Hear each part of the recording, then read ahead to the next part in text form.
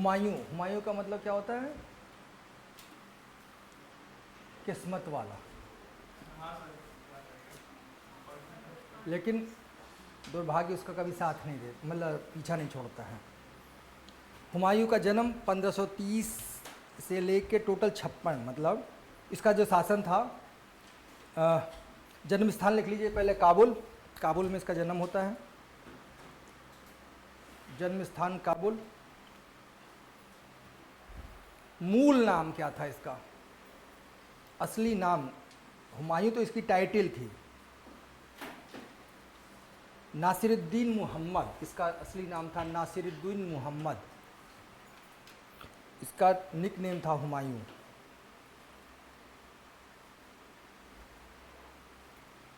हुमायूं के 4 पुत्र थे, जिसमें से इसका जन्म जो हुआ था माहम सुल्ताना से हुआ था। माहम सुल्ताना या माहम बेगम, सॉरी, इसके जो है बाबर के 4 पुत्र। हाँ, अभी इसमें जो ये इसकी माँ थी, अलग अलग माँ से थे लोग, तो लिख लीजिए। ये जो था माहम सुल्ताना से था। कामरान और अस्करी जो थे वो गुलरुख बेगम से थे। और हिंदाल जो था दिलदार अगाची से था। इसकी माँ जो थी माहम सुल्ताना, वो शिया थी, शिया।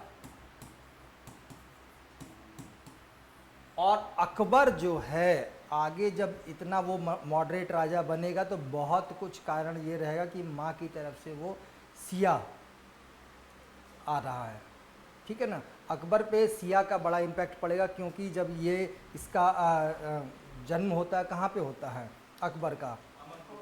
अमरकोट में। और जो इसकी माँ थी वो कौन थी? वो भी एक सिया, जो हिंदाल था उनका जो है सिया गुरु थे, उनकी लड़की थी। तो उस पर बहुत ज़्यादा इम्पैक्ट पड़ता है, इसीलिए जो कहते हैं ना उसकी धार्मिक नीति में इतना वो कैसे आता है अकबर में। तो अकबर को 2-3 चीज़ें, एक तो अकबर का आगे जब हम लोग पढ़ेंगे भी राजनीतिक जो उसके जो उसके राजनीतिक उद्देश्य थे कि उसको जो है सबसे बड़ा साम्राज्य बनाना है। तो सबसे बड़ा साम्राज्य तभी बनेगा जब जो यहाँ की जो सबसे बड़ी कम्युनिटी है उस पर वो राज करेगा, और सबसे बड़ी कम्युनिटी थी हिंदू। तो किसी को भी देखिए लड़ाई, मतलब तलवार के बल पे तभी तक आप अंडर में रख सकते हैं जब तक कि आपकी तलवार में ताकत रहेगी। जैसे आपके तलवार की ताकत कम होगी वो गलत हो, वो मतलब फिर से अपना सिर उठा देगा। तो हिंदू, वो अकबर नया तरीका अपनाता है। अकबर कहता है कि नहीं, हम मतलब इस्लाम को करेंगे लेकिन ऐसे नहीं करेंगे, प्रसार करेंगे। वो धार्मिक, वो अपने लिए राजपूत नीति और जो धार्मिक नीति लेके आता है, दोनों एक पॉलिटिकल उद्देश्य से लेके आता है। और वो पॉलिटिकल उद्देश्य हम लोग आगे कर लेंगे। मतलब मोटा मोटी अभी ऐसे समझ लीजिए कि उसका मेन उद्देश्य यही था कि जब तक हम मतलब दिल से नहीं जीतेंगे हिंदुओं को, मतलब दिल से जीतना है, तलवार से जीतना नहीं है, दिल से जब तक नहीं जीतेंगे तब तक जो है स्थायी साम्राज्य हम लोग नहीं बना सकते हैं, ठीक है। तो इसके बाद से ये माँ की तरफ से सिया परिवार से था, खुरासान के। और इसकी प्रारंभिक कठिनाई क्या थी कि चूंकि जब ये छोटा था तो आप देखेंगे कि बाबर लगातार केवल जो है वैगाबॉन्ड, मतलब इधर उधर आवारगी का जीवन जी रहा है। कभी वो वहाँ से भगाया जा रहा है, यहाँ आ रहा है, यहाँ से वहाँ जा रहा है, और यहाँ भी रह रहा है जितने दिन रहा वो, मतलब लगातार युद्ध में, हर साल उसने एक बड़े बड़े युद्ध लड़े हैं। तो इसलिए जो इसकी शिक्षा दीक्षा पे कोई बहुत ज़्यादा वो ध्यान नहीं दे पाता है। लेकिन ये व्यक्तिगत रूप से काफ़ी, मतलब ये कहते हैं ना कि वो क्यूरियस था कि मैं नई नई चीज़ों को जानूँ, नए विज्ञान, नए ज्ञान को जानूँ। तो इसने जो शिक्षा पाई उसमें बहुत कुछ इसका अपना खुद का योगदान था, ठीक है। अब ये राजा, मतलब 12 साल की उम्र से ही आपको मालूम है कि ये राजा बनने लगता है, काम इसको जो है सूबेदारियाँ मिलने लगती हैं। जब ये राजा बनता है तो सबसे महत्वपूर्ण उसको जो पहली परेशानी मिलती है वो किससे मिलती है, ये सवाल आया हुआ है कि सबसे जो पहली उसको जो परेशानी मिलती है वो है निजामुद्दीन खलीफा से। ये लिख लीजिए, निजामुद्दीन खलीफा। ये निजामुद्दीन खलीफा जो है ये बाबर का सबसे महत्वपूर्ण मंत्री था। और जब बाबर की डेथ होती है तो ये जो है खुद किंग मेकर बनना चाहता है। इसका नाम था निजामुद्दीन अली खलीफा। निजामुद्दीन अली खलीफा की समस्या क्या है, आप लोग देखेंगे पूरे सल्तनत पीरियड से ही चली आ रही है कि जैसे ही राजा कमज़ोर होता है, जो उसका मंत्री होता है वो ये सोचता है कि अब मैं किंग मेकर बन जाऊं, किंग मेकर बन जाऊं। तो जैसे ही बाबर की डेथ होती है, हुमायूं बच्चा था, ये सोचता है कि राजा अपने टाइप का बना लूं। अपने टाइप का मतलब मेरा पपेट किंग हो। तो निजामुद्दीन अली खलीफा जो होता है, बाबर का जो बहनोई है उसको चाहने लगा, मेहदी ख्वाजा।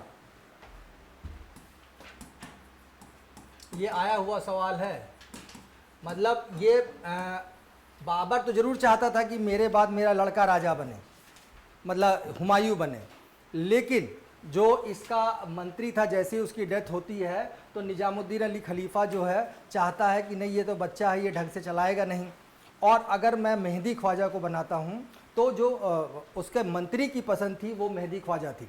लेकिन ऐसा नहीं है कि बाबर हुमायूं कम उम्र का था तो उसको मालूम नहीं, राजनीति नहीं मालूम है।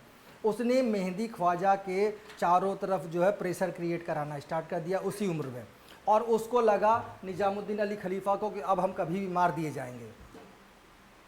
तो फिर उसने जो है पाला बदल दिया और उसने कहा कि नहीं ठीक है भाई हुमायूं। तो सबसे पहली जो समस्या थी वो इसके द्वारा उठाई गई थी, निजामुद्दीन अली खलीफा के द्वारा। वो किसको चाहता था बनवाना राजा? मेहदी ख्वाजा को। ये चीज़ आप लोग याद रखिएगा क्योंकि ये एक बार आया हुआ है। इसके अलावा इसकी जो प्रारंभिक जो समस्याएं थीं, भाई हुमायूं राजा बनेगा तो क्या क्या समस्याएं आ रही हैं। तो एक तो मेहदी ख्वाजा का हो गया, दूसरा क्या है कि अफ़गान जो थे। अब देखिए यहाँ पे क्या था कि अगर आप थोड़ा सा पहले चले जाइए तो अफ़गानों का शासन था, यानी लोधी डायनेस्टी में अफ़गानों का शासन था। और ये क्या है, मुग़ल क्या हैं, बाहर से आए हुए, अभी कितने साल पहले आए हैं, मुश्किल से 10-15 साल पहले आए हैं। भाई बाबर के समय तो आए, 1526-27 में आ रहे हैं, और उसके बाद तो 10 साल में। और मतलब अफ़गानों ने बुलाया क्यों था कि ये अफ़गान की शक्ति तोड़ें, कम करें, मैंने लास्ट क्लास में यही तो बताया था, और फिर हम लोग जो है अपने हिसाब से राजा बनाने लगेंगे। बाबर आता है, खेल बदल जाता है, क्योंकि बाबर आता है ये सोच के कि अब हमको यहीं पे रहना है। शुरू में भी बाबर ने भी प्लान नहीं किया था, लेकिन बाद में बाबर ने प्लान कर लिया कि हम रहेंगे। तो अब समस्या ये हो गई कि अफ़गान चाहते थे कि ये किसी तरह चले जाएं, और ये बिल्कुल लाजिमी भी था क्योंकि वो राजा रहे हैं और राजा रहना चाहते हैं, अभी भी अफ़गान राजा थे और रहना चाहते हैं। दूसरा जो आम जनता है भारत की, वो भी अफ़गानों को ही राजा मान रही है ना, क्योंकि भाई ये भी देख रही है कि ये पुराने समय से राजा बन के चले आ रहे हैं, ये तो अभी जस्ट आए हैं, 10 साल पहले आए हैं। तो वो सिंपैथी नहीं ले पाते हैं जो अफ़गान्स ले रहे हैं। मतलब एज जो है अभी भी स्टिल आज की डेट में भी किसके पास है? अफ़गान्स के पास है। तो ये एक बहुत बड़ी समस्या थी हुमायूं के सामने कि हमको अपने आप को जस्टिफाई कराना है यहाँ पे। तो हुमायूं की शुरुआती समस्याओं में ये भी एक बड़ी समस्या रहेगी कि हमको किसी भी तरीके से अपने शासन को, यानी मुग़ल साम्राज्य को यहाँ पे प्रॉपरली स्थापित कराना है। फिर इसके अलावा एक समस्या क्या आएगी कि मैंने आपको बताया था कि जैसे ही द बैटल ऑफ पानीपत वो जीतता है, सबसे वो क्या करता है, सबको एक एक सिक्का देता है। सिक्का वो इसलिए नहीं देता है कि मतलब कि वो बहुत खुश, ठीक है, मतलब वो खुश था, लेकिन जो सबसे महत्वपूर्ण चीज़ थी उसके पीछे थी कि कोई भी जो राजा जब काम करता है तो उसके पीछे बहुत बड़ा अपना पॉलिटिकल वो फ़ायदा देखता है। तो पॉलिटिकल फ़ायदा ये उसने एक एक सिक्का दिया, उससे क्या फ़ायदा निकला कि आम जनता जो है तुरंत उसके पक्ष में आ गई कि जो बाबर जो डिसीजन ले रहा है बहुत अच्छे डिसीजन। अभी हम लोग को, सारे लोग को सरकार जो है 5-5 हज़ार रुपये दे दे तो जिंदाबाद हो जाएगी सरकार की? नहीं हो जाएगी भाई। हम लोग के पास जैसे स्टूडेंट हैं आप लोग, अभी सरकार अचानक से आप लोग को 5-5 हज़ार रुपये की घोषणा कर दे तो कौन बुरा कहेगा? सब लोग अच्छा कहेगा कि बहुत अच्छी है, बहुत अच्छी है। लेकिन उससे क्या हुआ, उसने कर तो दिया, लेकिन जो राज्य का जो खजाना था वो खाली, क्योंकि जनता तो बहुत ज़्यादा थी। तो अब इसके सामने ये था कि अगर हमको एक स्टेबल राज्य बनाना है और उसको लगातार मतलब बनाए रखना है तो हमको खजाना भी तगड़ा चाहिए। तो इसके लिए क्या होगा, ये कब होगा? जब हमारे यहाँ पे स्टेबिलिटी होगी और हम लगातार जीतते जाएंगे, और यहाँ का जो है एडमिनिस्ट्रेशन इस लेवल का हो कि हम जो है मतलब कहते हैं स्थायी अगर रहेगा तभी ये सब काम कर पाएंगे। जब तक स्टेबिलिटी नहीं रहेगी इकोनॉमिक ग्रोथ नहीं हो सकती है। ये आप लोग भी जानते हैं देखते होंगे कि जैसे ही चुनाव आता है शेयर मार्केट डाउन जाता है, कि किसकी सरकार बनेगी क्या। कई बार ऐसा होता है कि सरकार स्टेबल नहीं है तो भी शेयर मार्केट वगैरह। तो जो आप ये समझिए इस चीज़ को ऐसे कि जब तक स्थायी सरकार नहीं रहेगी, परमानेंट सरकार नहीं रहेगी, तब तक जो है अर्थव्यवस्था में ग्रोथ नहीं आती है। ये दोनों चीज़ें एक दूसरे से इंटर रिलेटेड हैं, ठीक है। तो ये भी एक समस्या थी कि उसके पास वो रिक्त कोष था। तीसरा क्या था, जो बाबर के जो रिश्तेदार थे यानी कि मिर्जा वर्ग, बाबर का जो वो था, वो लोग क्या लगाते थे, मिर्जा टाइटल। तो उसके जो रिलेटिव्स थे वो भी, क्योंकि वो ये चाहते थे कि किसी तरीके से जो उसके चाचा वाचा लोग ये भी चाहते थे कि हम ही राजा बन जाए। तो एक समस्या उसको मिर्जा वर्ग की तरफ से भी थी। तो और अफगान्स तो थे ही थे। तो और अफगान्स में आपने एक चीज़ और देखा होगा कि शेर शाह जो आगे इसका जो सबसे बड़ा राइवल बनेगा, वो मैंने बताया था कि वो बाबर के साथ युद्ध उसकी तरफ से लड़ चुका है। उसकी द बैटल ऑफ चंदेरी में वो क्लियरली एक बात कहता है, बड़ा अच्छा स्टेटमेंट कहता है कि किस्मत ने अगर मेरा साथ दिया तो मैं एक दिन मुगलों को भारत की ज़मीन से निकाल दूंगा। ये स्टेटमेंट चंदेरी के युद्ध के दौरान उसने दिया था, क्योंकि उस समय तक आते आते, द बैटल ऑफ चंदेरी तक आते आते, इसको जो मुग़ल सेना की जो स्ट्रेटजी जो थी, जो टैक्टिक्स थी, उसकी कमजोरियां पता पड़ जाती हैं कि कहाँ कहाँ पे ये गड़बड़ कर रहे हैं। तो अगर मैं उस पर सीधे हिट करूँगा तो मतलब मैं अफ़गान साम्राज्य को फिर से इस्टेब्लिश कर ले जाऊँगा। तो बैटल ऑफ चंदेरी के बाद से वो ये स्टेटमेंट देता है कि अगर किस्मत ने मेरा साथ दिया तो एक दिन मैं भारत की ज़मीन से, भारत की धरती से मुग़लों को हटा दूंगा। और ये ऐसा आता भी है, किस्मत ने उसका साथ भी दिया। इसके अलावा एक और व्यक्ति है जो उसका शुरुआती दौर में बहुत बड़ा राइवल बनता है, वो है गुजरात का बादशाह यानी बहादुर शाह। ये इससे भी उसको बहुत ज़्यादा समस्याएं आने वाली हैं, कैसे कैसे क्या क्या आएंगी वो हम लोग देखेंगे। इसके अलावा और क्या उसको समस्या आ रही है, उसका पर्सनल कैरेक्टर, उसका पर्सनल व्यक्तित्व। क्यों? क्योंकि उसमें दो तीन चीज़ें थी। एक तो वो कोई भी काम पूरा नहीं करता था। जैसे ये आप सब लोगों में, हम भी स्टूडेंट रहे कभी, तो जब मुख्य परीक्षा आती है तो उस समय बहुत ज़्यादा समस्या आती है। जैसे जैसे जब प्रीलिम्स की समस्या आएगी तब आप लोग अपने आप में एक चेंज देखेंगे अचानक सा, कि आप लोग बड़े मतलब शिद्दत से जो है हिस्ट्री पढ़ रहे हैं, अचानक लग रहा है यार भूगोल तो पूरा ही भूल गया साला, लग रहा है भूगोल तो याद ही नहीं। अब फटाक से जो है तुरंत भूगोल उठा दिया, और भूगोल अभी 3-4 घंटा पढ़ा नहीं कि चला याद है, करंट तो बिल्कुल सन्नाटे में जा रहा है। तो अब ये जो स्थिति होती है जब प्रीलिम्स के पहले वाली जो स्थिति, क्योंकि सिलेबस इतना बड़ा है, अब उसमें फिर आप लोग के में अंदर में डर आने लगता है, फिर रात में सपने भी आते हैं कि पेपर छूट गया, ये हो गया। तो वो जो है ये इसके में एक्चुअली ये तो आप लोग में तो तब आ रही है जब पेपर नज़दीक आ रहा है। ये हुमायूं में ये परमानेंट था, हुमायूं में ये परमानेंट ये दोष था कि वो कभी भी, जैसे होना क्या चाहिए कि भाई अगर हिस्ट्री उठा लिया तो एक किनारे लगा के फिर पढ़ते हैं, क्योंकि आप इंसान हो, आप कंप्यूटर नहीं हो। आप पक्की बात है कि एक पढ़ोगे तो एक भूलोगे, बस ज़रूरत है कि आप कंटिन्यूटी अपने बनाए रखें। हुमायूं के साथ क्या था, वो एक काम ख़त्म नहीं कर पाता, दूसरा स्टार्ट कर देता। दूसरी कमी क्या थी, जो उसने अपने पिता का कहना मान लिया कि चारों भाई, उसके पिता ने मरते समय बोला कि भाई तुम क्या करना, अपने चारों भाइयों में साम्राज्य बांटना। इसके अलावा चारों भाइयों से ही उनको संतुष्टि नहीं मिली, हर बात को अपने सब बच्चे बराबर लगते हैं। उसने कहा जो उसका कजिन है, जो चचेरा भाई, उसको भी बांट देना, कुछ उसको भी दे देना। तो ये जो एक समस्या आती है कि उसने कई भाग कर दिए। अब समस्या क्या है कि जो भी उसके भाई थे वो क्या थे, एक्चुअली मेरा गला थोड़ा सा गड़बड़ है तो मैंने वो ले रखा, मैंने वो ले रखा था, क्या बोलते हैं वो, लौंग। तो उसके जो भाई थे वो भी तो, उनके अंदर भी तो वही खून है, राजा का ही खून है। तो उनके भी अंदर लगेगा कि यार मैं, मतलब अब उसके बाद 5 वो हो गए, राजा लोग हो गए, तो फिर यहाँ पे डार्विनवाद लगेगा कि सर्वाइवल ऑफ द फिटेस्ट, जो बेस्ट राजा होगा, जो बेस्ट बनेगा वही जो है पूरे साम्राज्य में। तो इससे क्या होगा, आपस में लड़ाई होने लगती है। तो ये जो आपसी लड़ाई होती है, एक तो मतलब रियल खून, रियल ब्लड, और दूसरा मतलब सत्ता की लड़ाई। तो ये डबल लॉस हो रहा है कि कोई भी मतलब हारेगा वो अपना भाई, सगा भाई हारेगा, कोई भी मरेगा वो अपना सगा मरेगा।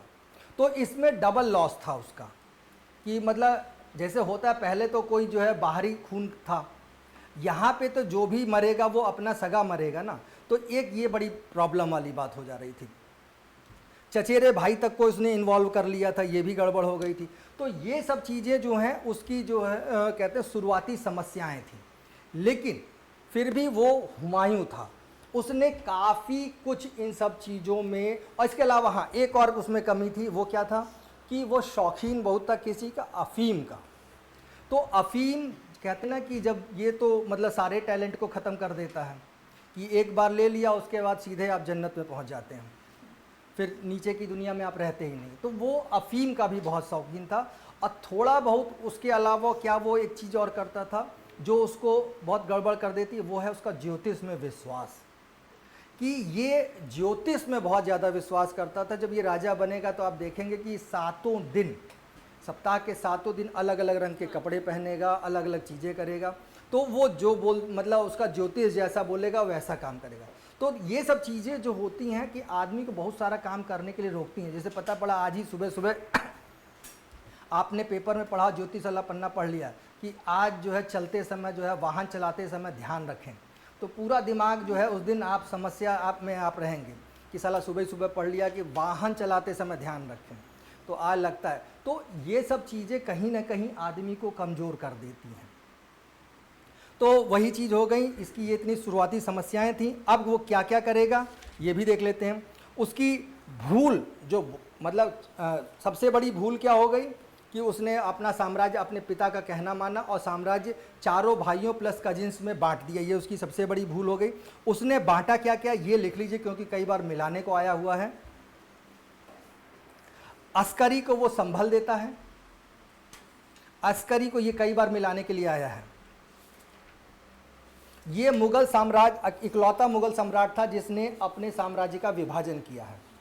अस्करी को वो देता है संभल, हिंदाल को देता है अलवर, और कामरान को देता है काबुल और कंधार। काबुल और मेन जो देता है। इसके अलावा जो अपना जो उसका कजिन था मिर्जा सुलेमान, मिर्जा सुलेमान को बदख्शां दे देता है, बदख्शां की जागीर देता है मिर्जा सुलेमान। ये जो है अपना साम्राज्य वो इतने पार्ट में बांट दिया उसने। बदख्शां,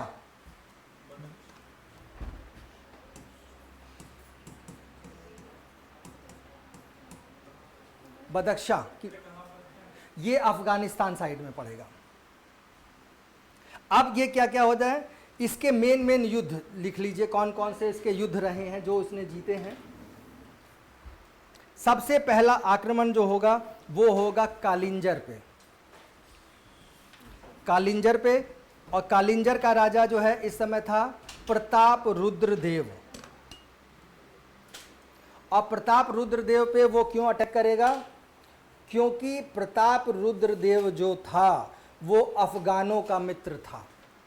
तो सीधी सी बात है, ये एक वो आई थी पॉलिसी कौटिल्य की फॉरेन पॉलिसी, उसको क्या बोलते हैं, मंडल सिद्धांत। मंडल सिद्धांत में क्या बोलता है वो कि जो पड़ोसी होता है, मंडल सिद्धांत को समझ लीजिए, जो अपना पड़ोसी होता है वो अपना कभी मित्र नहीं होता है।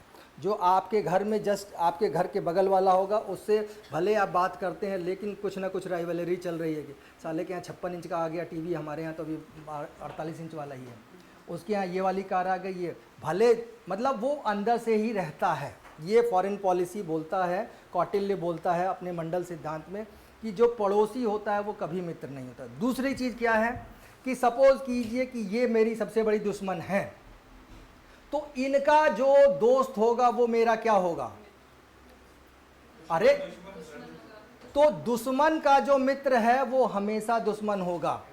बात समझिए, ये मेरी दुश्मन है, ये इनकी मित्र है, तो सीधी सीधी ये मेरी मित्र होंगी कि दुश्मन होंगी, दुश्मन। और दुश्मन का जो दुश्मन होगा वो मेरा मित्र होगा, ये मंडल सिद्धांत बोलता है। तो और इसी को ही फिर मतलब अटल बिहारी वाजपेयी ने बहुत बढ़िया तरीके से बोला है, इस मंडल सिद्धांत को ही उन्होंने दूसरे तरीके से डिफाइन किया था। जब भी आप मेंस में अपने फॉरेन पॉलिसी लिखते होंगे तो उसको जरूर कोट कीजिए। एक तो गुजराल डॉक्ट्रिन को जरूर कोट करिए, और दूसरा क्या करेंगे, अटल बिहारी वाजपेयी का जो स्टेटमेंट है कि क्या है, इतिहास बदल सकता है। वो अटल बिहारी वाजपेयी ने बोला था कि इतिहास बदल सकता है मगर भूगोल नहीं।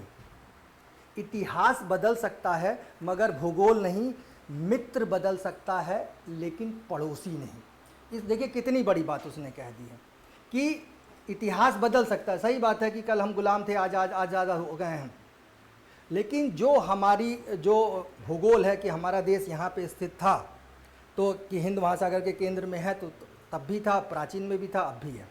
तो इतिहास बदल सकता है, भूगोल नहीं। मित्र, कल को मेरी इनसे लड़ाई थी, हो सकता है फिर ठीक हो जाए, लेकिन जो है पड़ोसी, मेरे घर का जो पड़ोसी अगर श्रीवास्तव साहब ही हैं, तो वो ताउम्र रहेंगे जब तक कि वो बेच के चले ना जाएं, अपना अस्तित्व ना खत्म कर दें। तो ये फॉरेन पॉलिसी में मंडल सिद्धांत की हम बात कर रहे थे। तो इन सब चीज़ों को थोड़ा सा ध्यान रखिएगा, अपने लिखते समय कोई अच्छा कोट वगैरह जरूर करिएगा। फिर कालिंजर की लड़ाई में इसमें क्या होता है, आप लोग यहाँ पे प्रताप रुद्रदेव से होता है। इसके अलावा ये आपको मालूम ही है कि कहाँ पे है कालिंजर, बुंदेलखंड एरिया में पड़ेगा, ठीक है। यहाँ पे ये जो है हुमायूं की मदद से जीतता तो नहीं है, इसमें ट्रीटी हो जाती है और काफ़ी कुछ इसको जो है मुगल सेना को फ़ायदा मिलता है। फिर जो दूसरा होता है, मेनली आपको जानना है, द बैटल ऑफ दोहरिया।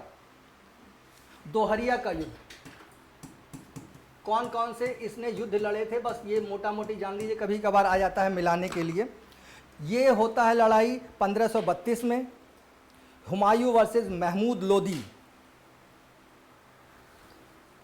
और दोहरिया का युद्ध जो है हुमायूं के किंगशिप पीरियड में, हुमायूं के राजत्व काल में पहला लड़ाई है जो अफगानों से होती है। सीधे सीधे जो लड़ाई होती है, अफगानों से सीधी लड़ाई होती है, पहली अफगानों से सीधी लड़ाई है ये दोहरिया का युद्ध। और ये गोमती नदी के किनारे है दोहरिया। और इसमें क्या है, यहाँ पे भी इसको काफ़ी कुछ पैसा मिलता है, पैसा, और ये जब जीतता है तो इसको पैसा और वो जो है जितने भी जो सैनिक थे वो इसकी सेना में मिला लिए जाते हैं, ठीक। फिर आप आ जाइए चुनार का घेरा। महमूद लोदी को पराजित करने के बाद से, महमूद लोदी को पराजित करने के बाद से शेर खां की तरफ ध्यान देता है। शेर खां कौन, फरीद, यानी कि बाद में जो शेरशाह सूरी के नाम से बनेगा। और चुनार क्या था, चुनार था पूर्वी भारत का प्रवेश द्वार, पूर्वी भारत का प्रवेश द्वार कहलाता था चुनार।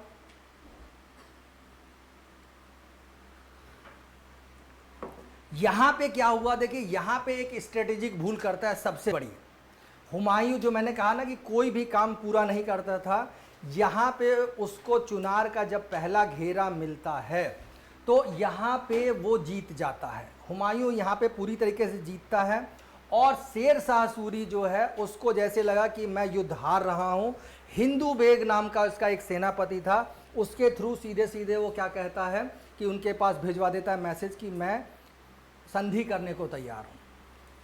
क्योंकि जब शेरशाह सूरी को ये लग गया कि मैं हार सकता हूँ, शेरशाह सूरी बहुत ज़्यादा कहते हैं दूरदर्शी व्यक्ति था, उसको लग गया, पहले तो उसने पूरी तबीयत से, पूरी शिद्दत से लड़ाई करी।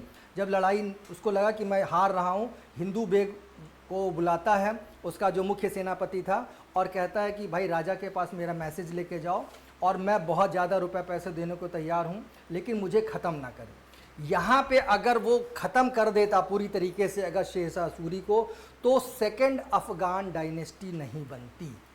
क्योंकि आगे आप देखेंगे यही यहाँ पे जब बच जाएगा तो फिर से ये अपनी ऊर्जा को रिवाइव करेगा, संचित करेगा, और ये दोबारा लड़ाई करेगा। चौसा और दूसरी जो बिलग्राम की लड़ाइयाँ होगी, उसके बाद से वो भारत में दूसरा जो है अफगान साम्राज्य स्थापित करेगा।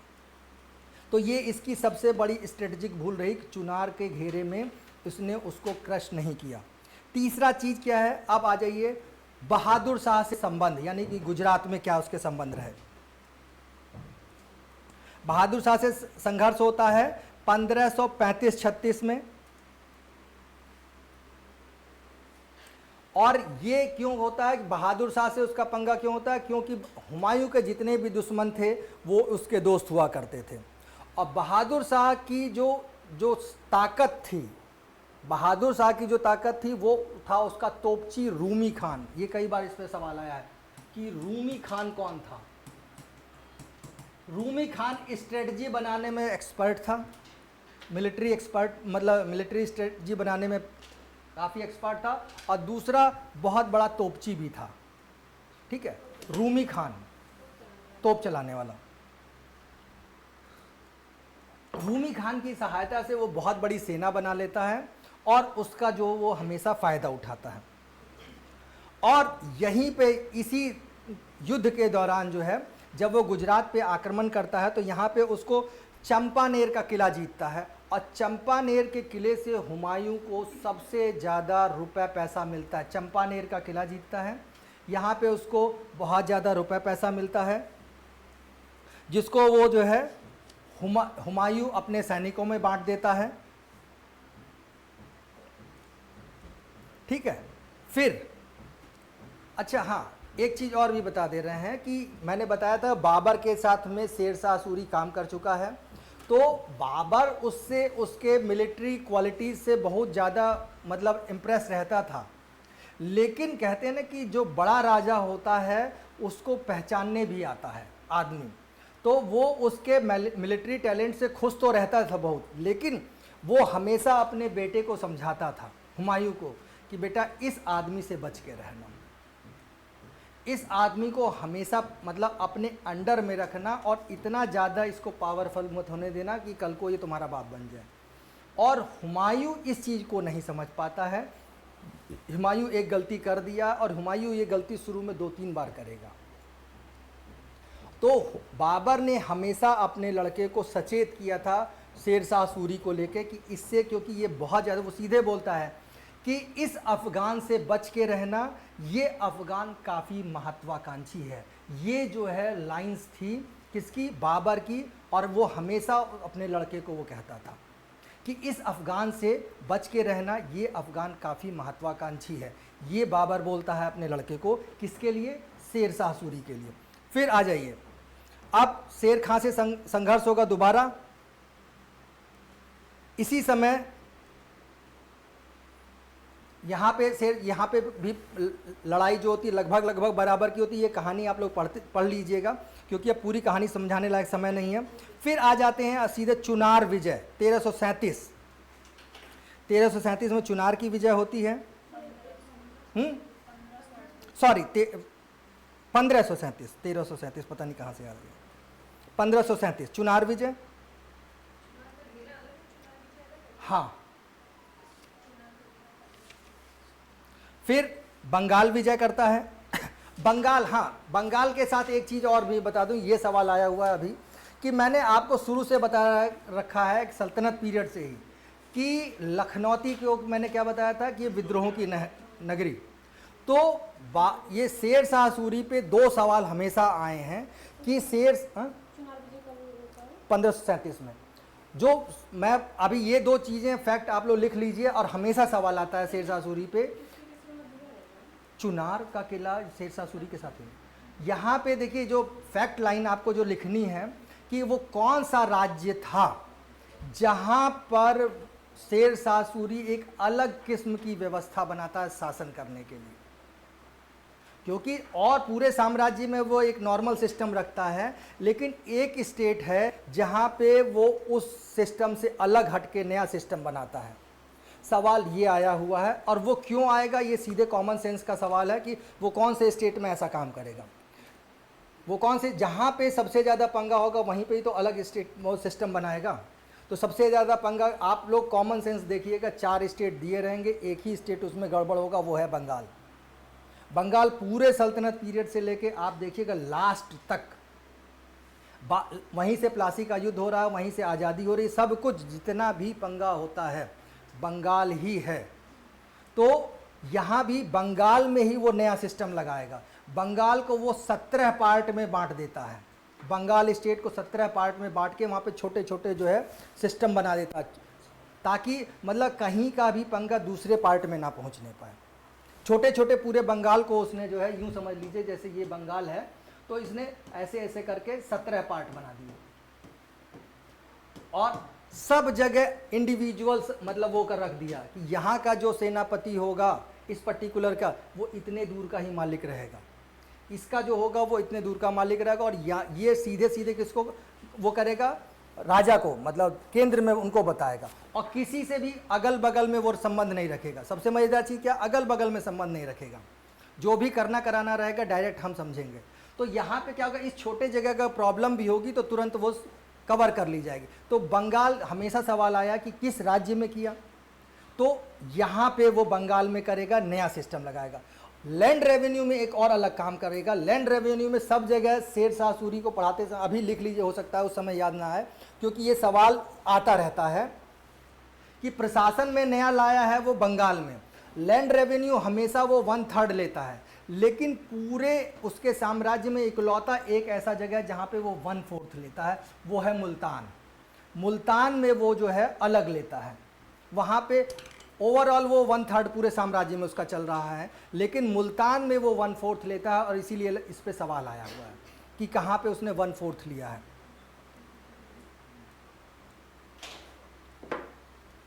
फिर आ जाते हैं battle of Chausa, 26 June 1539।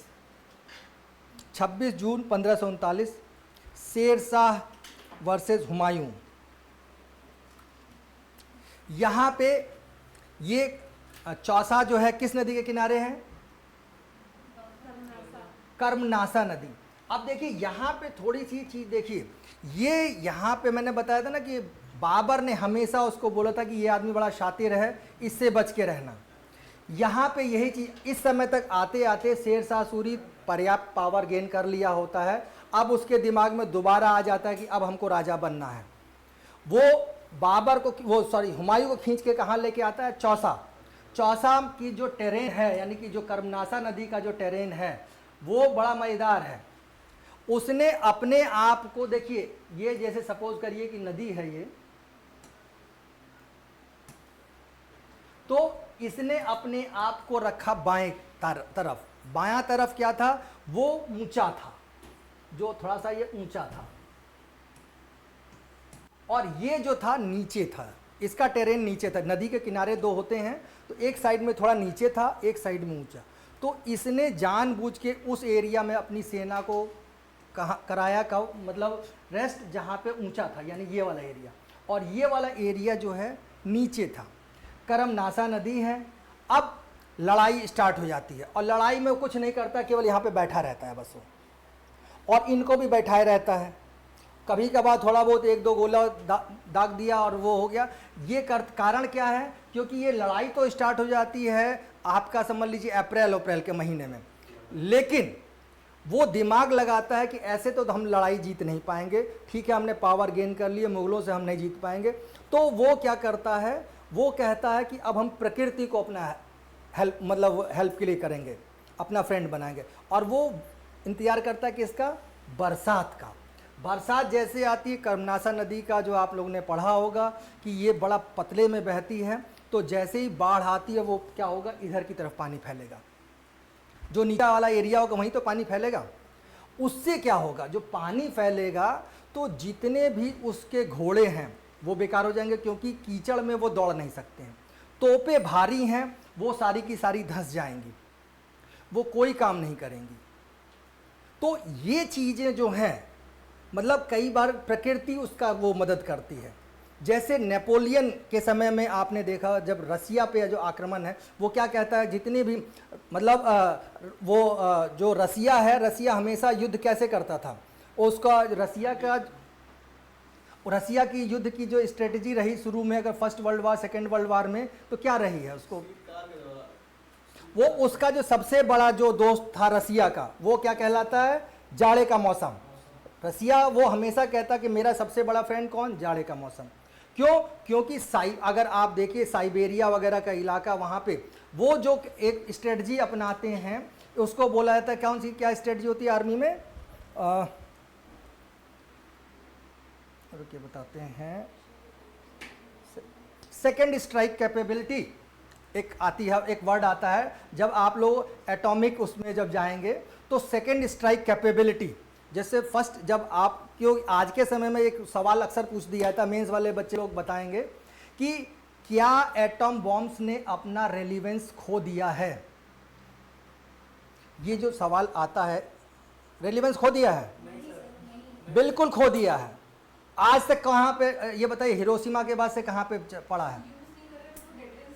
Deterrence के लिए। लेकिन समस्या क्या होती है कि देखिए, जब तक डेटरेंस का कोई मतलब नहीं है, ये तभी यूज होगा जब किसी आतंकवादी संगठन के पास पड़ेगा, अदरवाइज इनके पास भी रखा हुआ, इनके पास भी रखा हुआ, इनके पास भी रखा, कोई मतलब नहीं। लड़ाई अभी भी किसके बीच में चल रही है? स्मॉल आर्म्स के बीच में चल रही है।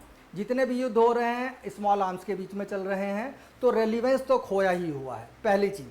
सेकेंड स्ट्राइक कैपेबिलिटी की जहां बात चल रही थी, सेकेंड स्ट्राइक कैपेबिलिटी का मतलब क्या होता है? जैसे अभी आपने ऑपरेशन सिंदूर चला, तो कई बार पाकिस्तान बोलता है कि हम बॉम्ब फेंक देंगे, लेकिन वो फेंक नहीं सकता है। क्यों? जापान में तो फेंक दिया गया, जापान इतना सा देश है। होता क्या है कि ऐसा नहीं है कि एटम बम फेंका और तुरंत के तुरंत मर गए, उसका रेडिएशन फैलने में भी टाइम लगता है। तो जिसका एरिया बड़ा होगा, लाइक इंडिया 7th बड़ा कंट्री है, तो वहाँ उसको रेडिएशन फैलने में भी टाइम लगेगा, तब तक हम 10 बम यहाँ से फेंक देंगे, और वो छोटा देश है, वो ख़त्म। तो इसको जो बड़ा जो होता है एरिया, इसके पास होता है सेकेंड स्ट्राइक कैपेबिलिटी का चांस कि हमारे यहाँ रेडिएशन फैलने में भी टाइम लगेगा, तो हम तुरंत नहीं ख़त्म होंगे, जब तक ख़त्म होंगे तब तक तुमको ले भी देंगे। वो तो हमेशा जो बड़ा जो, और रसिया क्या करता था, जो अभी यहाँ पे बात चल रही थी, वो क्या करता था, जैसे इस समय during first world war and second world war, वो क्या करता था, जाड़े के मौसम में वो कुछ नहीं करता था, वो केवल जैसे ये सपोज करिए, उसकी स्ट्रेटजी क्या रहती है, जैसे सपोज करिए कि ये रसिया है, ये इतना बड़ा, ये सपोज करिए कि इतना बड़ा ये रसिया है, तो जितने भी सैनिक थे, जैसे इधर से अटैक हो रहा है, ये सपोज करिए अटैक हो रहा है, वो क्या कर रहा है, ये पीछे भागता चला जा रहा है, पीछे भागता चला, और क्या कर रहा है, यहाँ पे जितनी भी सप्लाई चेन है, खाने पीने का सामान, जितना भी चीज़ है, पानी यूनी, सब खत्म करता चला जाएगा, सारे रिसोर्सेज खत्म करता चला जाएगा। ये पता पड़ा, इनको लग रहा है कि हम जीतते चले जा रहे हैं, जीतते चले जा रहे हैं, अंदर घुसते चले जा रहे हैं, और वहाँ जाके वो बैठ गया, और उसके बाद इधर से अटैक करना स्टार्ट। अब ना इनको खाने को मिल रहा है, ना पीने को मिल रहा है, जाड़ा अलग से है, ख़त्म। तो बड़ी जगहों पे अपन टेरेन का बहुत बड़ा फ़ायदा हो जाता है।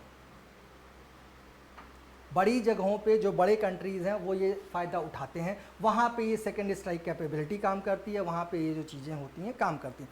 यहाँ पे इसमें जो चौसा के युद्ध में क्या हुआ, उसने यही दिमाग लगाया कि हमको बारिश के मौसम तक रुकना है, बारिश का मौसम जैसे आएगा आधी सेना इसकी ऐसे ही पंगु हो जाएगी। क्यों? क्योंकि ना तो इसके घोड़े दौड़ पाएंगे, ना इसकी तोप चल पाएगी, और जो जहाँ पे है वहीं पे स्टैग्नेंट हो जाएंगे, और मैं युद्ध जीत लूँगा, और इसमें वो सफल भी हो जाता है। ये लगभग 3 महीने तक ऐसे ही रहता है। 26 जून 1539 को जो है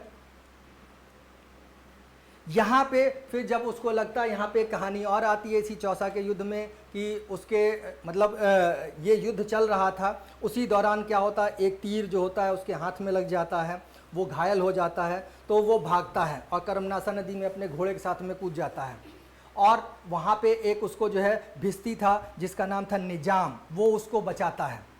और कहा जाता है कि जब वो दोबारा राजा बनता है तो उसने कहा था कि तुमने मुझे, उसने निजाम को प्रॉमिस किया था कि अगर दोबारा मैं कभी राजा बना तो मैं तुम्हें राजा बनाऊंगा। तो निजाम जब दोबारा वो राजा बनता है, हुमायूं, तो उस निजाम को जो है आधे दिन का राजा बनाता है, कहीं पे 1 दिन मिलता है, कहीं पे आधा दिन का मिलता है। लेकिन निजाम भी अपने दिमाग से उतना ही था, उसने भी जैसे ही राजा बना तुरंत क्या कर दिया, उसने चमड़े के सिक्के चला दिए थे, क्योंकि भिस्ती था वो मशक से उसने जो है उसको बचाया था, तो उसी टोकन फॉर्म में उसने जो है सिक्के चला दिए। चलिए, और चौसा युद्ध में ही जब जीतता है शेरशाह सूरी, तो सबसे पहली बार वो अपने आप को सुल्तान घोषित कराता है। उसके बाद शेरशाह की वो टाइटल लेता है, सुल्तान घोषित करता है, शेरशाह की टाइटल लेता है, और अपने नाम का खुतबा पढ़वाता है। ठीक, फिर नेक्स्ट लड़ाई जो होती है कन्नौज या बिलग्राम, कन्नौज में ही एक जगह है बिलग्राम, वहाँ पे 17 मई 1540, 17 मई 1540 ये युद्ध जो होता है प्योरली डिसाइडिंग युद्ध होता है। इसमें शेरशाह सूरी पूरी तरीके से जीत जाता है।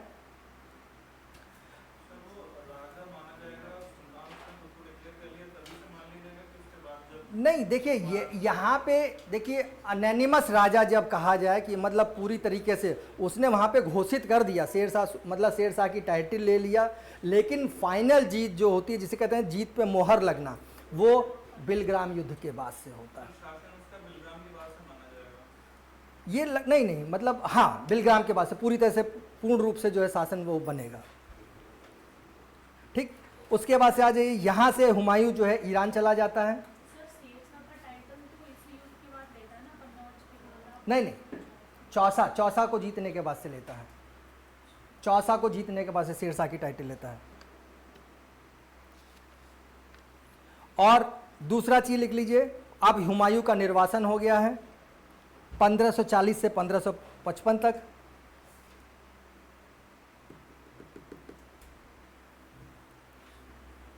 ईरान में जो है वो हिंदाल के गुरु हैं मीर अली अकबर, मीर अली अकबर। उनकी पुत्री हमीदा बानू बेगम से वो विवाह करता है और इसी महिला से जो है 15 अक्टूबर 1542 को बाद में अकबर का जन्म होगा।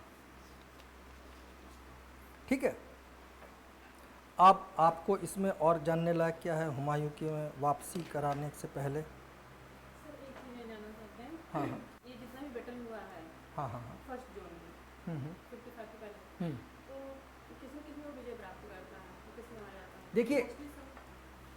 देखिए लड़ाई जो होती है शुरू के बस दो में ही हुमायूं वो हारता है कायदे से, वो है, और वहीं से उसके भाग्य का निर्धारण हो जाता है। पहला है चौसा और दूसरा है बिलग्राम, वरना लगभग शुरू आप देखिए कि बराबर की ही लड़ाई रहती हैं। हमेशा हुमायूं को कुछ ना कुछ मिला है, लेकिन यहाँ तक आते आते हुमायूं की ताकत ख़त्म हो गई और इन दोनों से उसको जो है फाइनल वो मिल जाता है।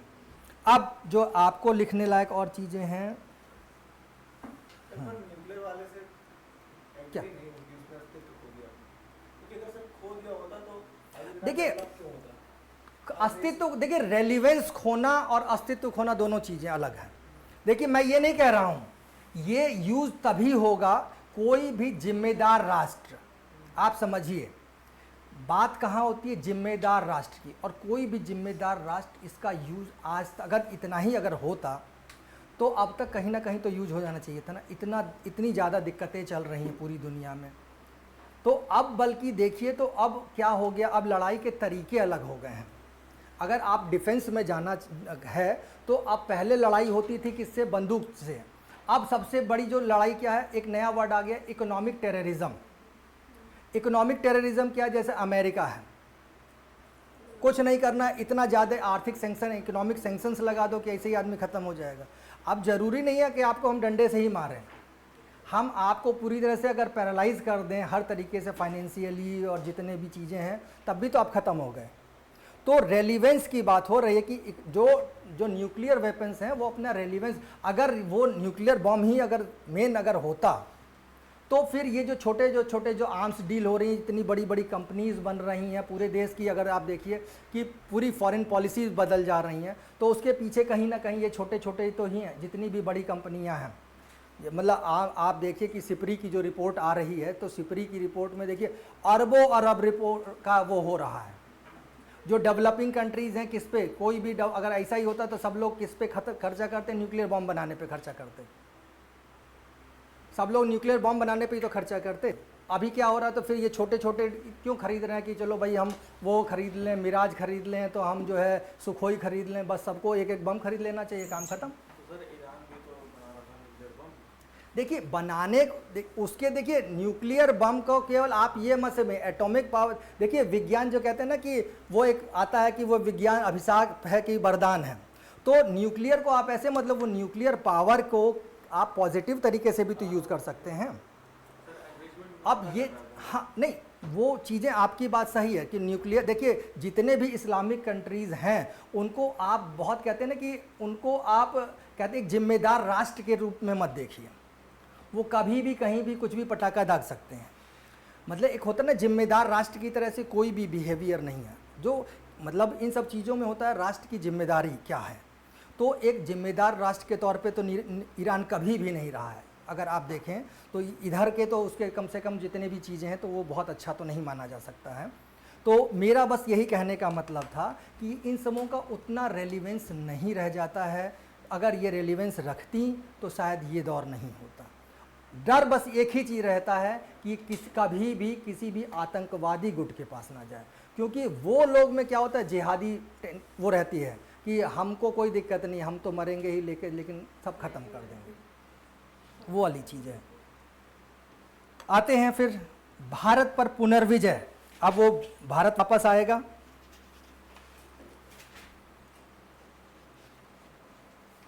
भारत पर पुनर्विजय करता है सबसे पहले 15 मई 1555 को बैटल ऑफ मच्छीवाड़ा हुमायूं और अफगानों के बीच में होता है। यहाँ पे अफगान पराजित होते हैं। फिर दूसरी बैटल जो होती है बैटल ऑफ सरहिंद 22 जून 1555, हुमायूं और सिकंदर सूर, और यहाँ पे अफगानी सत्ता का पूरी तरह से अंत हो जाता है। और 23 जुलाई 1555 को हुमायूं दिल्ली में एंट्री करता है और दूसरी बार मुग़ल साम्राज्य की स्थापना करता है। अभी आगे आएगा हेमू, वो अकबर के समय में आएगा ना। हेमू की लड़ाई तो अकबर के। बताइए आप। हेमू, देखिए हेमू जो है एक टाइटल थी विक्रमादित्य। तो भारत में टोटल 14 लोगों ने विक्रमादित्य की टाइटल ली, जिसमें हेमू अंतिम व्यक्ति है जो विक्रमादित्य की टाइटल लेता है। 14 लोगों ने। और ये विक्रमादित्य की टाइटल कहाँ से स्टार्ट होती है? बिफोर काइस्ट, यानी कि कौन सबसे पहले लेगा? उज्जैन के समय से स्टार्ट होती है और वहाँ से लेके इस बीच में 14 लोग लेंगे। वो हेमू अंतिम व्यक्ति है। रेवाड़ी का एक नमक व्यापारी था। इसको धीरे धीरे करके इसने सैनिक विजय प्राप्त करके जो है दिल्ली की सत्ता पर आने तक का इसने काम किया है। इसके अलावा इसमें हुमायूं में 2-3 चीज़ें और आपको जाननी है जो महत्वपूर्ण है आपको लिए। मच्छीवाड़ा ये हो गया, सरहिंद हो गया। और हुमायूं ने 2-3, अबुल फजल जो है, इसको 2 फैक्ट और लिख लीजिए। अबुल, ये आया हुआ है, अबुल फजल हुमायूं को इंसान ए कामिल कहता है। इंसान ए कामिल।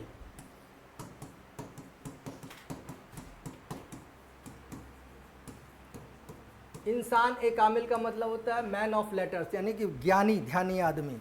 इंसान ए कामिल बोलता है अबुल फजल। और एक सवाल और आया हुआ है और कई बार आया हुआ है कि अहल ए मुराद मिनिस्ट्री,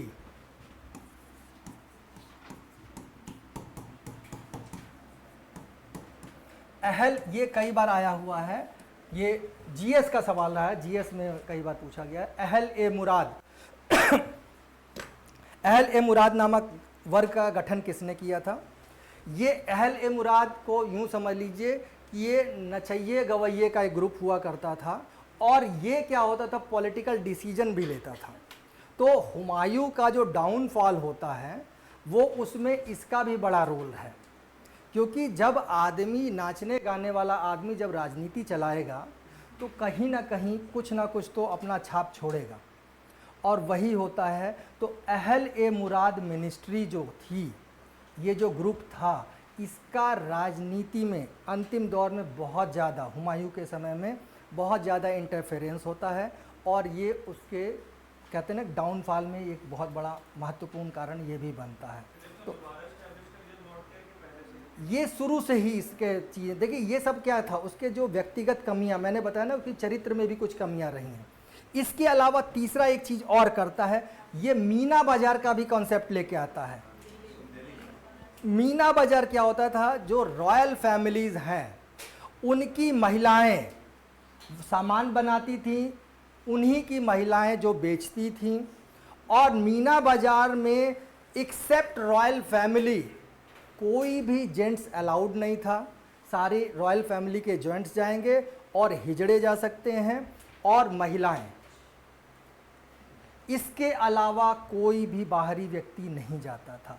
तो मीना बाजार का भी कंसेप्ट इसने दिया था। अहल ए मुराद, इंसान ए कामिल और ये मीना बाजार, ये तीन चीज़ें थीं जो आपको जानना है।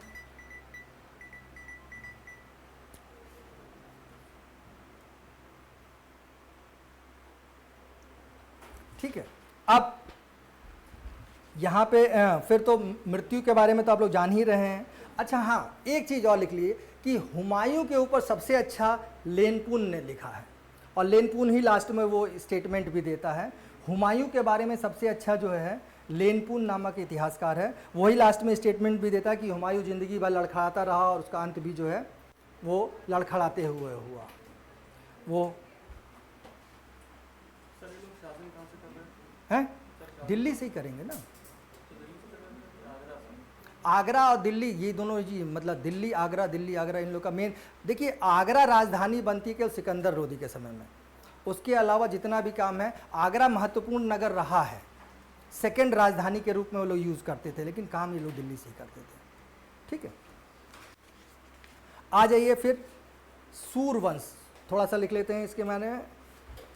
और शेर शाह सूरी के बारे में कई बार सवाल पूछा गया है कि कौन कौन से राइटर जिन्होंने अच्छा काम किया शेर शाह सूरी पे।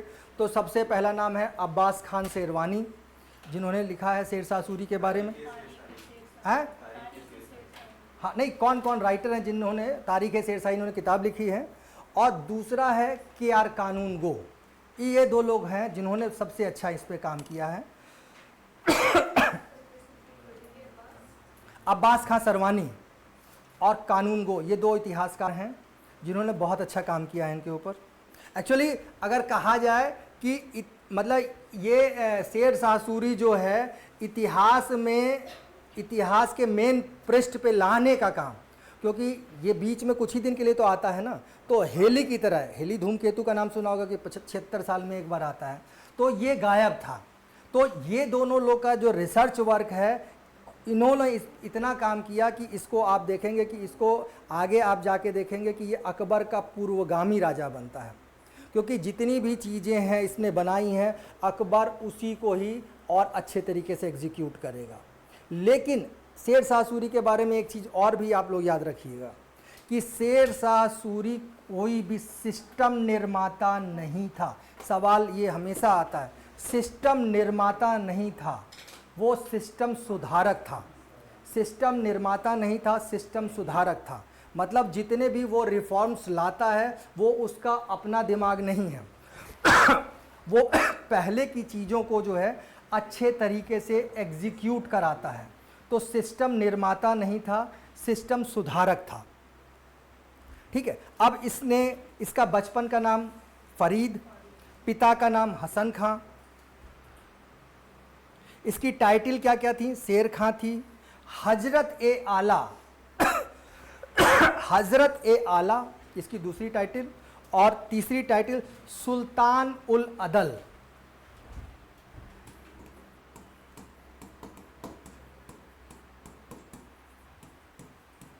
सुल्तान उल अदल, ये तीन उसकी टाइटल्स थी।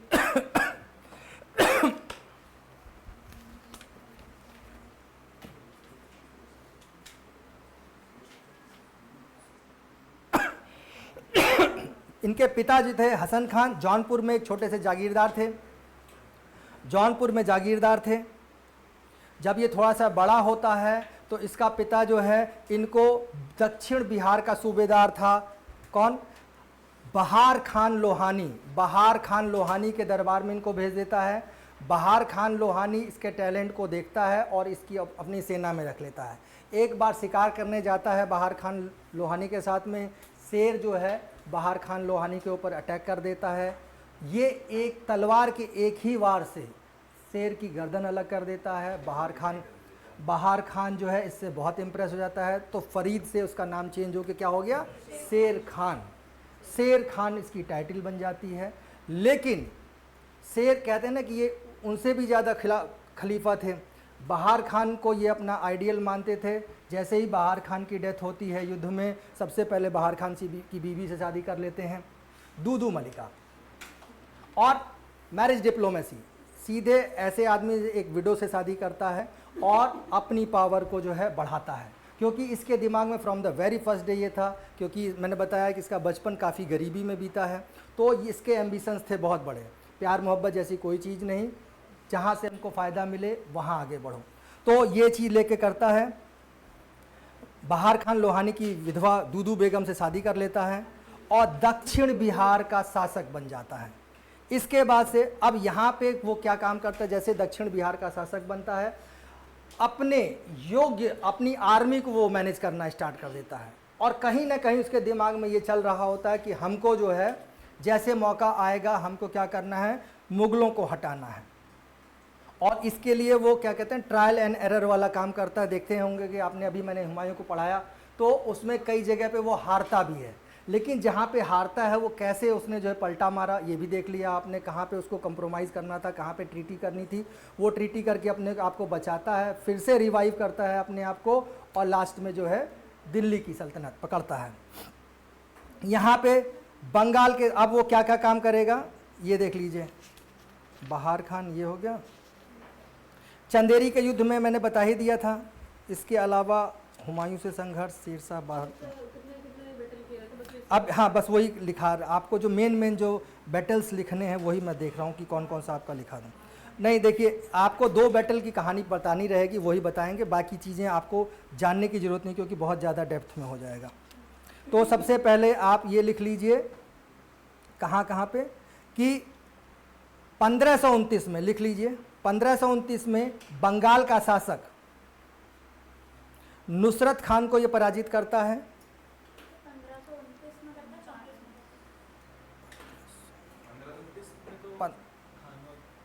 1529 नहीं करेगा, 1500 हमें कहाँ याद आ रहा है, इसका समय रुक जाइए, नहीं रुक जाइए जरा, इस समय हमको बस याद नहीं आ रहा है, समय छोड़ दीजिए, आप बस ये लिख लीजिए, अभी हम याद आ जाएगा। 1529 में बंगाल का शासक नुसरत शाह को ये पराजित करता है। 1529 को काट दीजिएगा और वो लिखिए। और यहीं पे वो जब ये जीतता है तो हजरत ए आला की टाइटल लेता है। हजरत ए आला की टाइटल बंगाल जीतने पे वो लेता है। और उसके बाद से जब वो चुनार जीतता है, चुनार का किला, तो चुनार का किला था, उसके जो किलेदार था ताज खान नाम था, वो इस युद्ध में हारता है चुनार के किले में। और उसकी विधवा लाड़ मलिका, ये दूसरी पत्नी इसकी बनती है, लाड़ मलिका। 1534 बैटल ऑफ सूरजगढ़, क्या चीज किसमें 34 है, तो 34 कर लीजिए। बैटल ऑफ सूरजगढ़, तो वहाँ पे बंगाल में वो हटाता है, बंगाल में हराता है। थोड़ा सा वही दिमाग से कुछ चीज़ें मिस कर रही हैं, तो लिख लिए। दूसरी चीज़ थी ये, यहाँ पे जो था लाड़ मलिका, दूसरी जो है कहीं भी उसने सही शादी नहीं की, दोनों जगह जीते हुए आदमी की जो है जिसको हराया उसकी पत्नी से शादी की। क्यों? क्योंकि लाड़ मलिका जैसे मिली, सारी की सारी चुनार के जितनी भी जनता थी इसके पक्ष में आ गई। भाई रानी जिधर जाएगी राजा, तो वो ताज खान तो मर गया, तो जैसे ही इससे शादी करेगा तुरंत को तुरंत इसको जो है सपोर्ट मिल जाता है। फिर उसके बाद से चौसा का युद्ध, ये आपने पढ़ ही लिया है, इसमें कोई ऐसी चीज़ नहीं है। फिर सेकेंड अफगान हो जाएगा। यहाँ जो आपको अब जानना है, द बैटल ऑफ रायसीन, ये कहानी थोड़ा सा है। 1543, यहाँ का शासक था पूरनमल। यहाँ पे इस पे सवाल हमेशा आया है, रायसीन पे सवाल आता है। और यहाँ पे क्या होता है, 2 बराबर पूरनमल राजा है, हिंदू राजपूत राजा है, ये अफगान है। लड़ाई स्टार्ट होती है, रायसीन का किला घेर लिया जाता है। और दोनों, इसका जो बेटा है, 2 बेटे हैं, नाम लिख लीजिए, कुतुब खान और शहजादा आदिल खान। कहानी को समझ लीजिए, कुतुब खान और शहजादा आदिल खान। यहाँ पे जब लड़ाई बराबर बराबर की चल रही होती है, और यहाँ पे अटैक का कारण क्या होता है ये भी जान लीजिए कि यहाँ की जनता ने ये कह रखा था कि जो पूरनमल है वो हम लोग को जो है बड़ा वो सताता रहता है, वो अनड्यू टैक्सेस वगैरह ले रहा है। और लेकिन ये तो एक बहाना है, असली चीज़ क्या था, इसको जो है ये रायसीन जीतना था क्योंकि स्ट्रेटजिक लोकेशन पे था। तो ये क्या करता है, जैसे ये अपने दो लड़कों को जब लगता है कि लड़ाई बराबर बराबर की चल रही है तो वो दिमाग लगाता है और उससे कहता है कि ऐसा है कि एक काम करो, तुम हमें अपना बस किला चेक करा दो। इसके दिमाग में बहुत तेज़ी से गेम आ जाता है कि हमको किला चेक करा दो, चूँकि तुम्हारे यहाँ के जितने भी लोग हैं उन लोग उन्होंने हमारे पास ये मैसेज भिजवाया है कि तुम जो है अत्याचार कर रहे हो। पूरनमल इस गेम में फंस जाता है। पूरनमल कहता है कि ठीक है भाई, हम चेक करा दे रहे हैं, और इसका प्रूफ जो इसके कहते हैं ना कि वो कौन इसके गवाह रहेंगे, तो वो गवाह बनते हैं इसके दोनों लड़के, मतलब कौन, कुतुब खान और आदिल खान। इन दोनों लड़कों को वो गवाह बनाता है। शेर शाह सूरी अपने लड़कों को गवाह बनाता है कि ये लड़के गवाह हैं, बस मैं क्या करूँगा, किले का जो है अंदर से चेकअप करूँगा, और जो भी चीज़ जो समस्याएं हैं अगर वो सही पाई गई तो ठीक, नहीं सही पाई गई तो मैं अपना वापस हो जाऊँगा। जैसे ही अंदर एंट्री मिलती है उसका रूप चेंज हो जाता है, वो तुरंत जो क्या करता है, अंदर लड़ाई स्टार्ट करा देता है, और लड़ाई जो है शेर शाह के पक्ष में चली जाती है। वहाँ पे उसके सैनिक, राजपूत सैनिकों को लगता है कि गड़बड़ हो गया, लेकिन वो तबीयत से लड़ाई करते हैं। जयमल और फत्ता दो नाम के दो उसके सैनिक थे, उन्होंने काफ़ी देर तक लड़ाई भी लड़ी, लेकिन अल्टीमेटली युद्ध का जो है कहते हैं ना कि दिशा दशा जो है किसकी तरफ गई, शेर शाह सूरी की तरफ गई। लेकिन कुतुब खान जो था इस चीज़ से वो जीत जाता है। शेर शाह कुतुब खान अपने बाप के इस कर्म से बहुत ज़्यादा डिप्रेस हो जाता है और वो सुसाइड कर लेता है, क्योंकि ये चीज़ उसको अपने बाप की अच्छी नहीं लगी कि मेरे बाप ने दगा किया। और कुतुब खान को जो है शेर शाह सूरी अपने उत्तराधिकारी के रूप में देख के चल रहा था कि इसके में वो सारी क्वालिटीज़ हैं जो आगे मेरे बाद ये राजा बनेगा। तो यहाँ पे ये जो है अपने उसके जो उसका जो कृत्य है, तो ये कई बार सवाल यही बनता है कि कौन सा ऐसा किला है जो जहाँ पे उसने धोखाधड़ी से जीता शेर शाह सूरी ने। तो यही वो किला है जिसको उसने धोखाधड़ी से जीता था, और इसी युद्ध में उसका लड़का कुतुब खान जो है वो सुसाइड करता है अपने बाप की हरकतों से। ठीक है, तो ये चीज़ आपको जानने वाली थी, बस ये लिख लीजिएगा। रायसीन की विजय जो थी वो विश्वासघात पे की गई विजय थी, विश्वासघात के द्वारा जीती हुई विजय थी।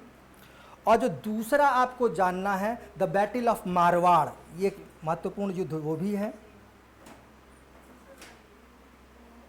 द बैटल ऑफ मारवाड़, यहाँ का जो राजा था वो था मालदेव।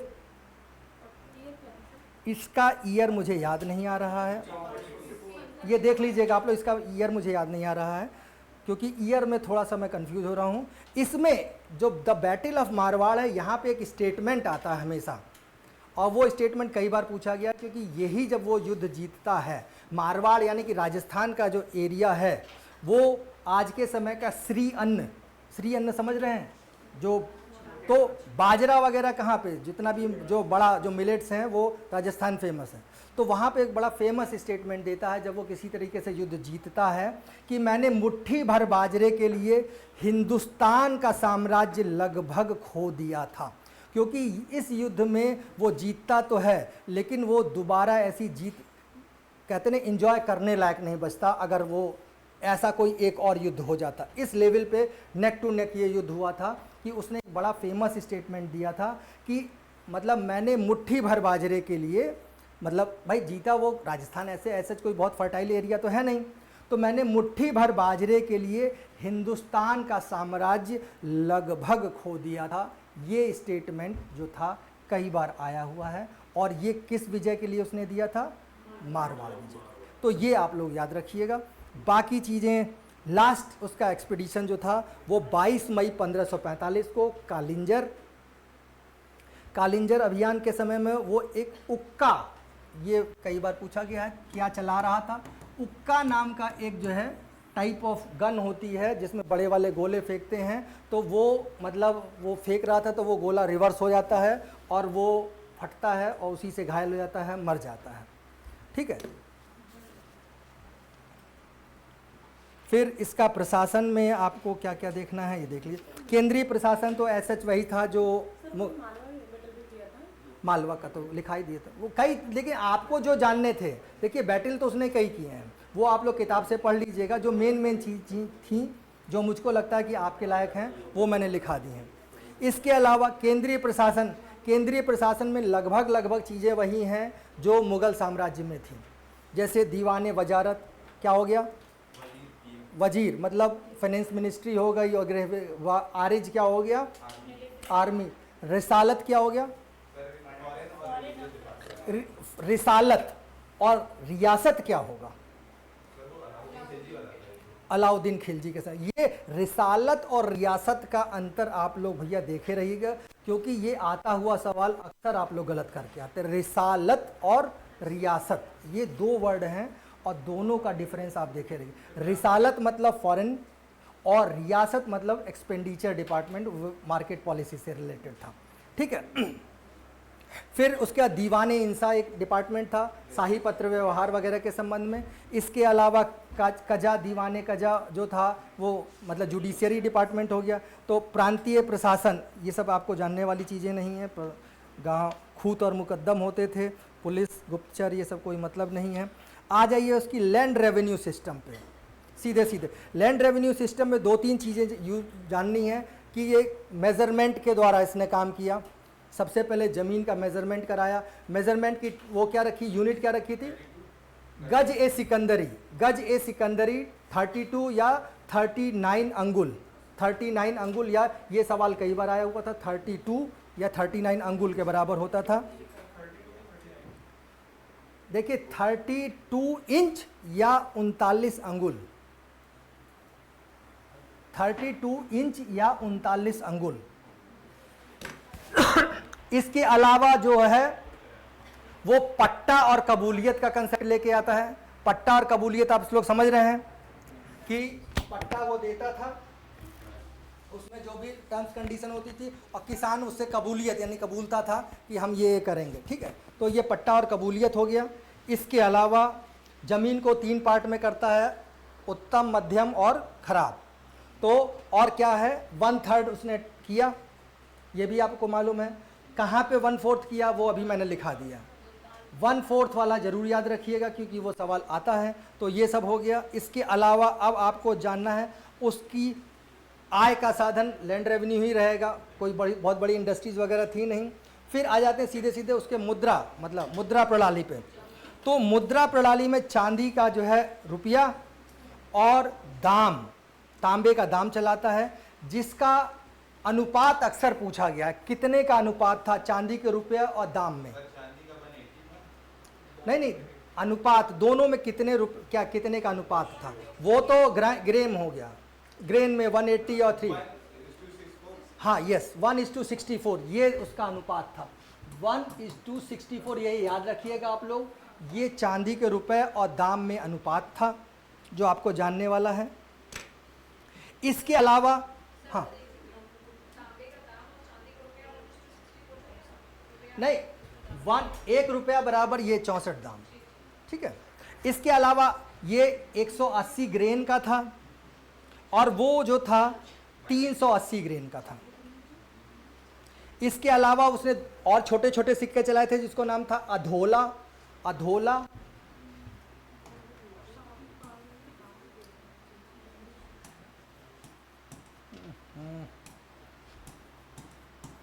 अधोला, पावला, ये सिक्के भी चलाए थे उसने। अधोला और पावला नाम के सिक्के।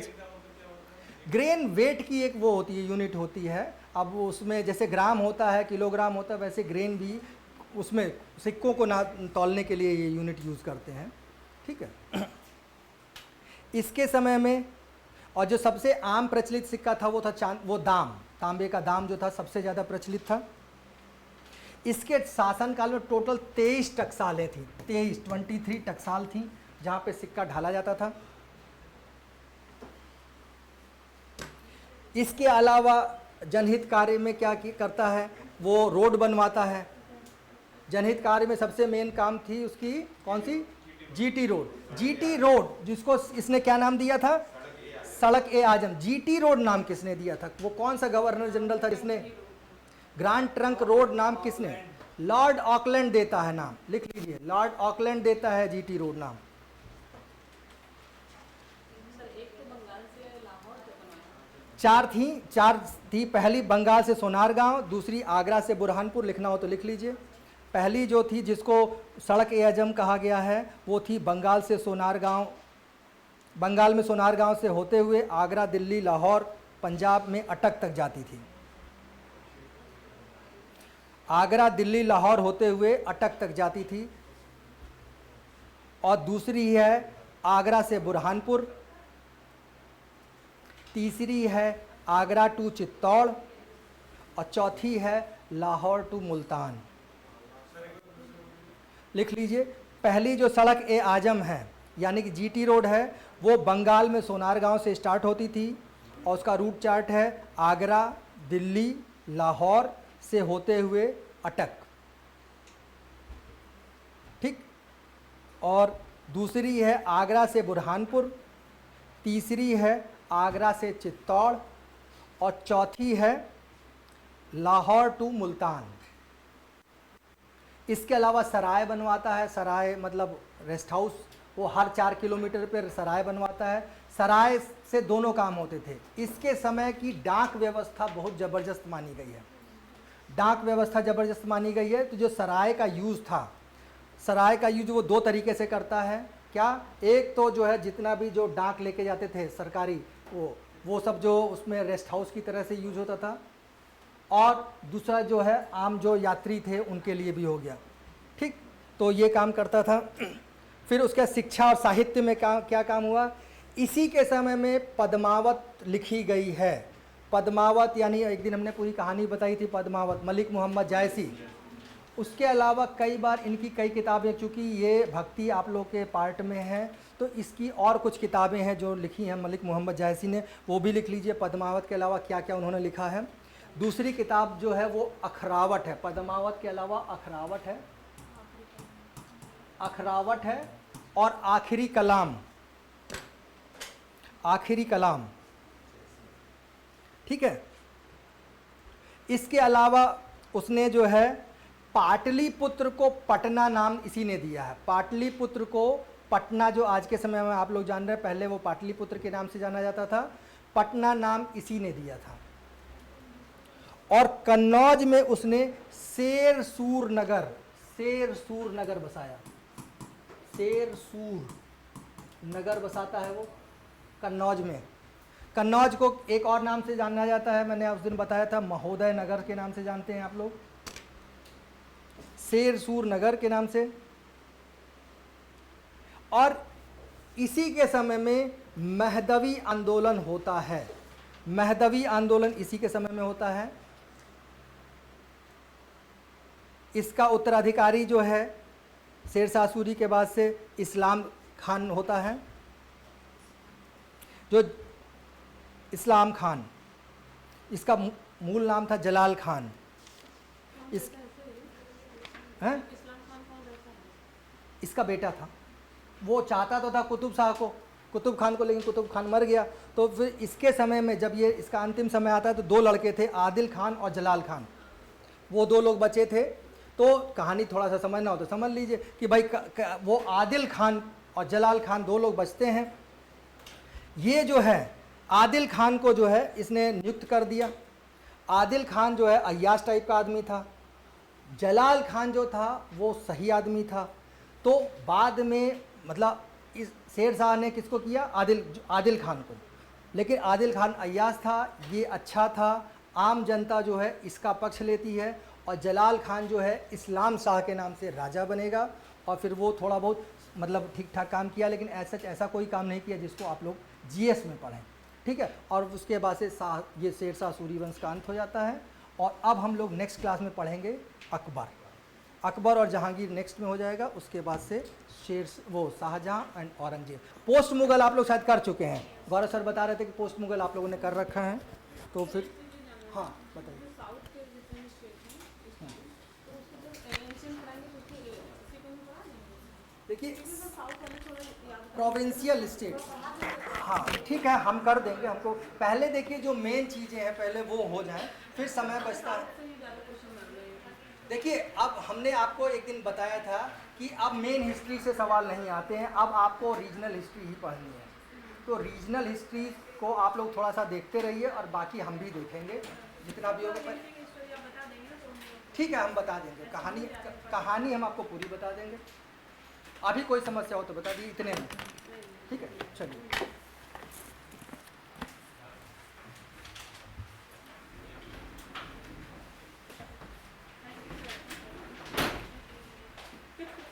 जय हम बोला हमारे दिमाग में लोग वहाँ खाना क्यों नहीं खिलाते साउथ वाले मुझे भी नहीं तो स्टोरी में याद रख खुद से कर लो साउथ में जब क्वेश्चन होते हैं फिर साउथ में सब लोग बोला बोल रही है अच्छा है